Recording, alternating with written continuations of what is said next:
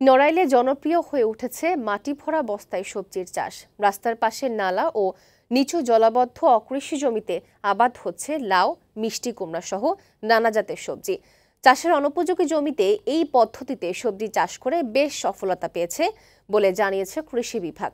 নড়াইল সংবাদদাতা মিরাজ খানের প্রতিবেদন, জানাচ্ছেন নুসরাত ইসলাম।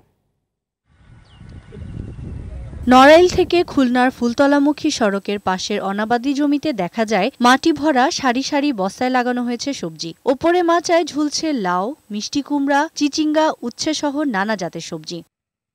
এ পদ্ধতিতে চাষের শুরুতে মাটির সঙ্গে পরিমাণ মতো জৈব সার, খৈল ও রাসায়নিক সারের মিশ্রণ বস্তায় ভরে প্রায় ৩ ফুট উঁচু করা হয়। কয়েকদিন পর এতে বীজ বপন কিংবা চারা রোপণ করা হয়। একই সাথে বস্তাগুলোর উপর তৈরি করা হয় বাঁশের মাচা। এ পদ্ধতিতে কম খরচে বেশি মুনাফা পাওয়ায় লাভবান হচ্ছেন কৃষকরা। যে জমিগুলোতে একদমই কোনো কিছু হতো না, সম্পূর্ণ জংলা ছিল, সেই জমিগুলো প্রতিদিন কোনো না কোনো কৃষক কোনোভাবে যার বাড়ি যার জমির সামনে জায়গাটা সে ব্যবহার করছে। বস্তা পদ্ধতিতে একটা সুবিধাজনক ব্যবস্থা কি, এতে যে আমি সারটা বা গোবর সার বা পানিটা দিব সেটা বাইরে যায় না, বস্তার ভিতরে থাকে। এইখানে যেভাবে টালটা সাজিয়েছি আমরা এইভাবে আমরা করে যাব। কুমড়ো হয়েছে, কুমড়োর পরে আমরা লাউ দেবো, লাউর পরে সিম দেবো। প্রণোদনা দেওয়ার পাশাপাশি কৃষকদের উদ্বুদ্ধ করায় বস্তা পদ্ধতিতে সবজি চাষ জনপ্রিয় হয়ে উঠেছে বলে জানিয়েছেন এই কৃষিবিদ। আমাদের উপসহকারী কৃষি অফিসারবৃন্দ নিয়মিত কৃষকদের সাথে মতবিনিময় করে যেসব জায়গায় সুযোগ আছে, বিশেষত রাস্তার পাড়ের যে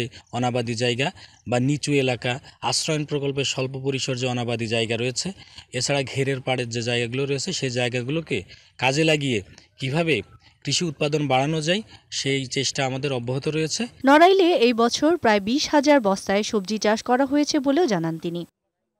ডেস্ক রিপোর্ট, বৈশাখী সংবাদ।